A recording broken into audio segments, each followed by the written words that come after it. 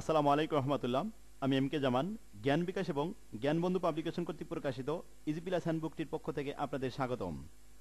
আজকের টিটেলের বিষয় intermediate term financing দ্বিতীয় পর্ব। শিক্ষার্থীগণ, বিগত ক্লাসে আমরা এই অধ্যায়ের চারটি ফরম্যাট সম্পর্কে ভালোভাবে শিখে নিয়েছি এবং চারটি ফরম্যাটের সূত্রগুলি আলাদা আলাদাভাবে শিখেছি। পাশাপাশি 1 নম্বর ও 2 নম্বর ফরম্যাটের গাণিতিক সমস্যাগুলো সমাধান করেছি। আজকের ক্লাসে আমরা এই অধ্যায়ের 3 নম্বর ফরম্যাটের গাণিতিক সমস্যাগুলো ভালোভাবে শিখে নেব। শিক্ষার্থীগণ, তাহলে আমরা প্রথমে 3 নম্বর ফরম্যাটটি দেখে আসি। 3 নম্বর ফরম্যাটটির নাম হলো ইফেক্টিভ ইন্টারেস্ট রেট, ইআইআর। এটি 9 নম্বর প্রবলেমে দেওয়া হয়েছে।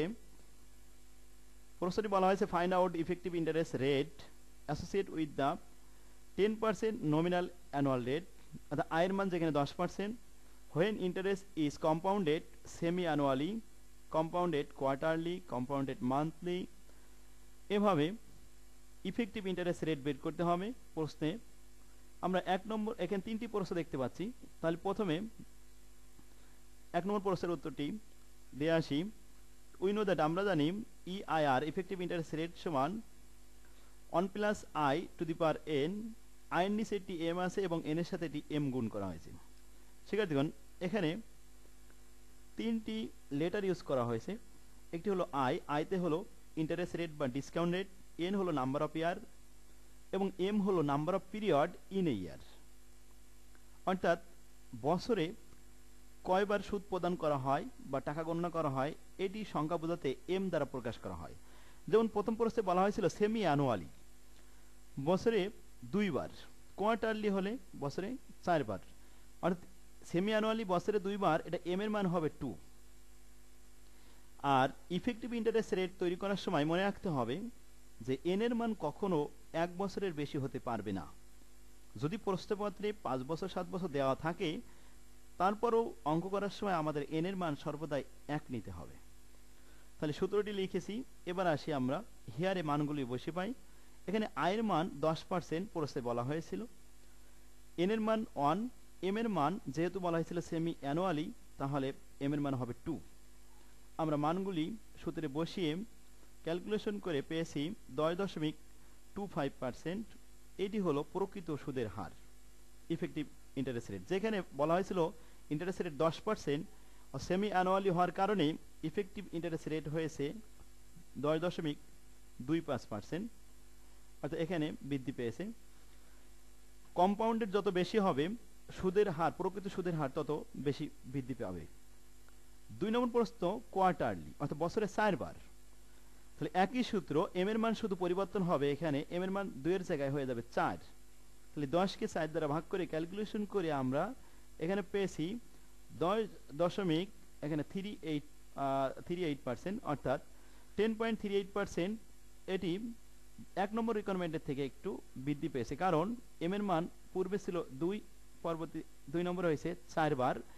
যত বেশি কম্পাউন্ডেড হবে তখন আর এর মান, ইফেক্টিভ ইন্টারেস্ট রেটের পরিমাণ আস্তে আস্তে বাড়তে থাকবে। 3 নম্বর প্রশ্নে বলা হয়েছে মান্থলি, অর্থাৎ বছরে 12টি মাস, অর্থাৎ এম এর মান হলো 12। এম এর মান 12 বসিয়ে ক্যালকুলেশন করে আমরা পেয়েছি এখানে 10.47%, অর্থাৎ 2 নম্বর রিকোয়ারমেন্টের থেকে আরও বেশি বৃদ্ধি পেয়েছে ইফেক্টিভ। এভাবে শিক্ষার্থীগণ, তাহলে আমরা 3 নম্বর প্রশ্নের 3 নম্বর ফরম্যাটের অঙ্কটি দেখলাম। খুব ইজি একটি অঙ্ক, আশা করি সবাই বুঝতে পারছেন। এবার আসি আমরা 4 নম্বর ফরম্যাটটা দেখি। 4 নম্বর ফরম্যাট লিজ ফাইন্যান্সিং।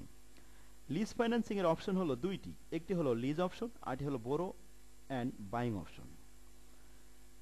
আমাদের সামনে যে অঙ্কটি আছে প্রবলেম নম্বর 14, এটি বোর্ড প্রশ্নে 2 বার দেওয়া হয়েছে, একটি 10 সালে এবং একবার 16 সালে।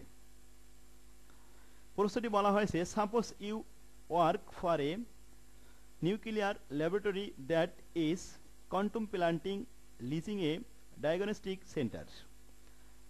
The scanner cost of টাকা 20 লক্ষ and it would be depreciated straight line to 0/4 years.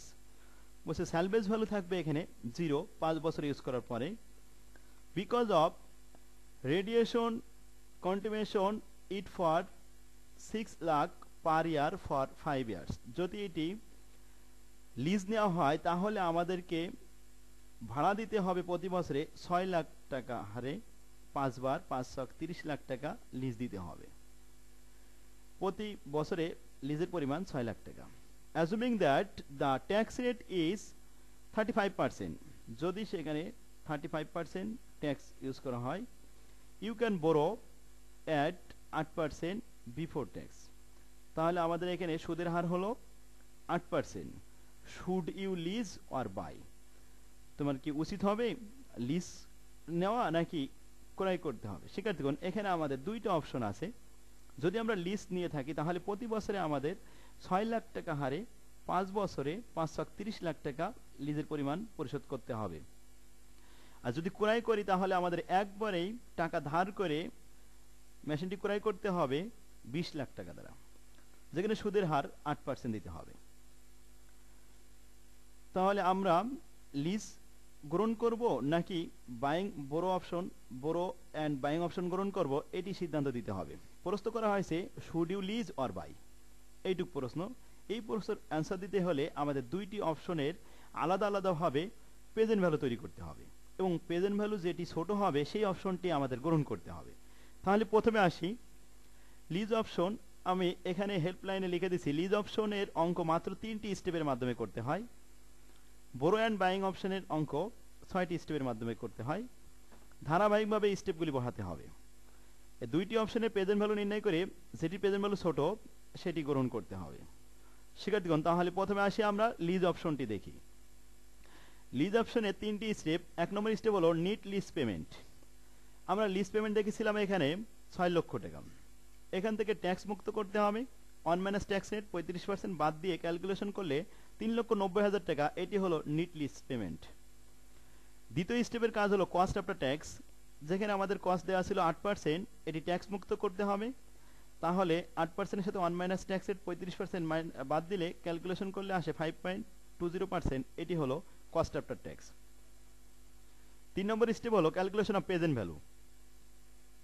Present value সূত্র আমরা পূর্বেই দেখেছি। প্রেজেন্ট ভ্যালু পিভি সমান a ডিভাইডেড বাই i, ব্র্যাকেটের ভিতরে 1 minus 1 divided 1 plus i to the power n। Here এখানে আমরা নিট লিজ পেমেন্ট কিস্তির পরিমাণ দেখেছি 3,90,000 টাকা। এর মান i এর মান 5.20%, এটি দশমিকে প্রকাশ করলে 0.052 আসে। n এর মান যেখানে 5 ইয়ার্স 5 বছর।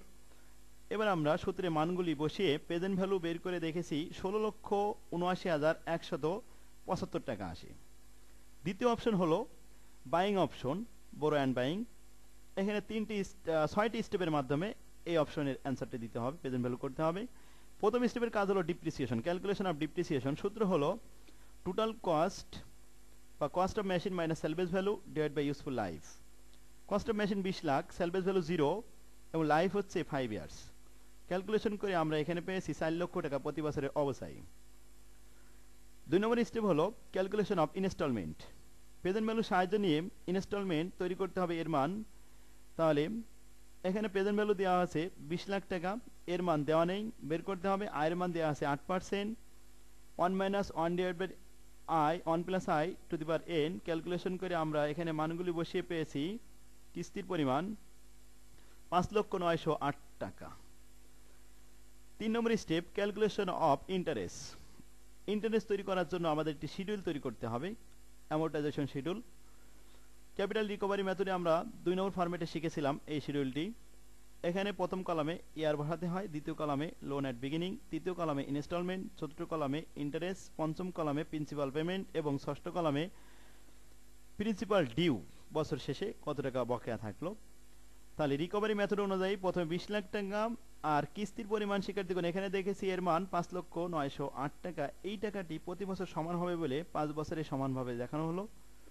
এবার 3 নম্বর কলামে 8% ইন্টারেস্ট ধার্য করতে হবে 2 নম্বর কলামের উপরে, অর্থাৎ 20 লাখের উপর 8% করলে 1,60,000 টাকা হয়। 5,09,008 টাকা থেকে 1,60,000 বাদ দিলে 3,40,908 টাকা থাকে। এটি হলো প্রিন্সিপাল, অর্থাৎ 20 লাখ থেকে 3,40,908 টাকা বাদ দিলে প্রথম বছরের এন্ডিং ব্যালেন্স থেকে 16,59,092 টাকা। এই টাকাটি দ্বিতীয় বছরে আবার বিগিনিং হয়ে যাবে। সেম ভাবে আমরা দ্বিতীয় বছরটিও তৈরি করব। এভাবে 5টি বছরের ক্যালকুলেশন করে আমাদের এখান থেকে নিতে হবে মূলত ইন্টারেস্টের পরিমাণ। এই ইন্টারেস্টটি আমাদের লাগবে। এবার আসি 4 নম্বর স্টেপ, কস্ট আফটার ট্যাক্স। অর্থাৎ আমাদের বিফোর ট্যাক্স কস্ট দেওয়া আছে 8%, আফটার ট্যাক্স হলো 5.20%। 5ম নম্বর স্টেপ যে টোটাল পেমেন্ট। টোটাল পেমেন্টটি ইনস্টলমেন্ট প্লাস মেইনটেনেন্স কস্ট। এখানে ইনস্টলমেন্টের পরিমাণ দেখেছি 5,09,08 টাকা। আর যেহেতু প্রশ্নপত্রে মেইনটেনেন্স নামে কোনো আইটেম নাই, এজন্য আমরা 0 দিয়েছি। এখানে যদি মেইনটেনেন্স কোনো খরচ দেওয়া থাকতো তাহলে এখানে প্লাস করে নিতে হতো। তো মেইনটেনেন্স কস্ট না থাকায় আমাদের টোটাল পেমেন্ট হয়েছে 5,09,08 টাকা। 6 নম্বর স্টেপ হলো ক্যালকুলেশন অফ প্রেজেন্ট ভ্যালু। এবার প্রেজেন্ট ভ্যালুর আমাদের এখানে একটি শিডিউল তৈরি করতে হবে। এই শিডিউলে 9টি কলাম আছে, অনেক সময় 10টি কলাম দেওয়া হয়। যখন মেইনটেনেন্স কস্ট দেওয়া থাকে প্রশ্নপত্রে তখন 10টি কলাম করতে হয়। যেহেতু মেইনটেনেন্স নাই সেহেতু আমাদের এখানে 9টি কলামেই অঙ্কটি শেষ হবে। প্রথম কলামে নাম্বার অফ ইয়ার বসাতে হবে, দ্বিতীয় কলামে প্রথম এই টোটাল পেমেন্ট বসাতে হবে। টোটাল পেমেন্টটি আমাদের 5 নম্বর স্টেপে যেটি বের হয়েছে এই পেমেন্টটি এখানে বসাতে হবে প্রতি বছরের সমান। তৃতীয় কলামে ইন্টারেস্ট বসাতে হবে। ইন্টারেস্টটি 3 নম্বর স্টেপে যে শিডিউল তৈরি করেছি শিডিউলের 4 নম্বর কলামের যে পরিমাণ ইন্টারেস্ট আছে এই ইন্টারেস্টটা এখান থেকে কপি করে নিয়ে পেস্ট করলাম। অর্থাৎ ইন্টারেস্টের পরিমাণ 5 বছরে 5 রকম দেওয়া হয়েছে। এবার আসি 4 নম্বর কলাম, এটি হলো ডিপ্রিসিয়েশন। আমাদের 1 নম্বর স্টেপে ওয়ার্কিং করেছিলাম ডিপ্রিসিয়েশন প্রতি বছরে 4 লাখ টাকা। এটি আমাদের প্রেজেন্ট ভ্যালুর 4 নম্বর কলামে বসানো হলো 4 লাখ টাকা ডিপ্রিসিয়েশন। শিক্ষার্থীগণ, তাহলে খরচ দেখানো হয়েছে ইন্টারেস্ট এবং ডিপ্রিসিয়েশন, এই দুইটি খরচ যোগ করে আমরা 5 নম্বর কলামটি তৈরি করেছি। 3 নম্বর প্লাস 4 নম্বর কলাম যোগ করে পেয়েছি 5 নম্বর কলাম। অর্থাৎ 1,60,000 প্লাস 4 লক্ষ তাহলে 5,60,000 টাকা। 1,32,727 টাকা প্লাস 4 লক্ষ এতে আসে 5,32,727 টাকা। এভাবে আমাদের 5টি বছরেই টোটাল ট্যাক্সেবল এক্সপেন্স তৈরি করা হলো। এবার আসি 6 নম্বর কলাম। 6 নম্বর কলামে ট্যাক্স শেলটা তৈরি করতে হয়। 5 নম্বর কলামের যে টোটাল এক্সপেন্স আছে এর উপরে ট্যাক্স ধার্য করতে হবে। 35% প্রসে দেওয়া ছিল, প্রসে যে ট্যাক্সের রেট দেওয়া থাকবে সেই পরিমাণ ট্যাক্স এখানে ধার্য করতে হবে।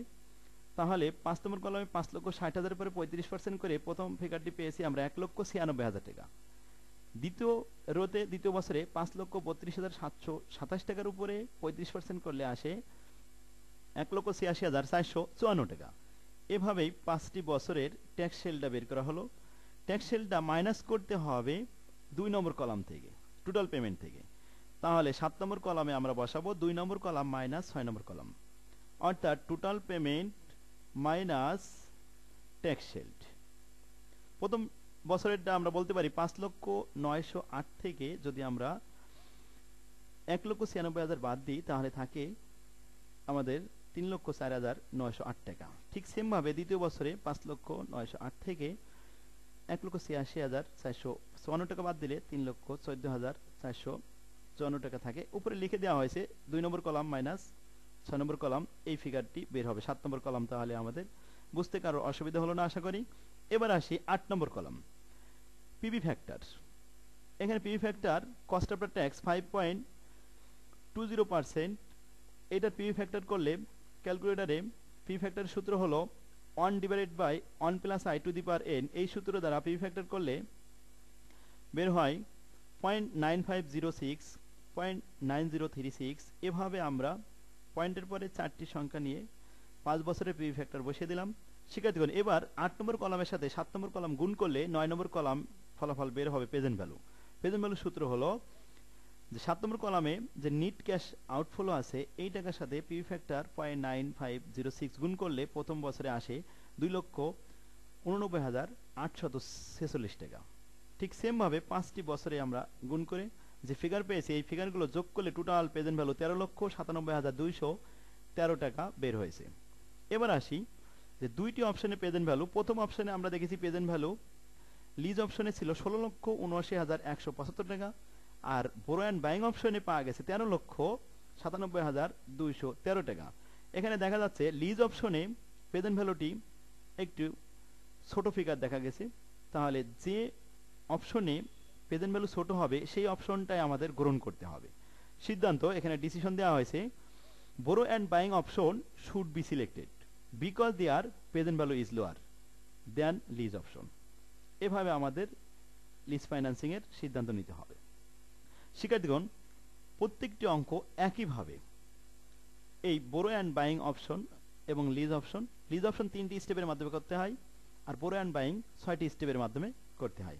এভাবে ইজি প্লাস হ্যান্ডবুকটিতে বোর্ড প্রশ্ন সহ অনেকগুলো অঙ্ক সাজিয়ে দেওয়া হয়েছে এবং প্রত্যেকটি অঙ্ক একইভাবে করে দেওয়া হয়েছে। আপনারা ইজি প্লাস হ্যান্ডবুকটি কাছে রাখুন এবং অনলাইনে ক্লাস দেখুন। আশা করি খুব সহজে অধ্যায়টি শেষ আয়ত্ত করতে পারবেন। আজকের ক্লাস আমরা শেষ প্রান্তে চলে এসেছি। আগামী ক্লাস দেখার জন্য আপনাদের আহ্বান রইল। শিক্ষার্থীগণ, এই অধ্যায়টি আমরা এই 2টি ক্লাসেই শেষ করি। আর আপনারা বইটি সংগ্রহ করুন এবং অনলাইন ক্লাস দেখুন। আশা করি এই অধ্যায়টি আপনাদের কাছে খুব সহজ হয়ে যাবে। আসসালামু আলাইকুম রহমতুল্লাহ।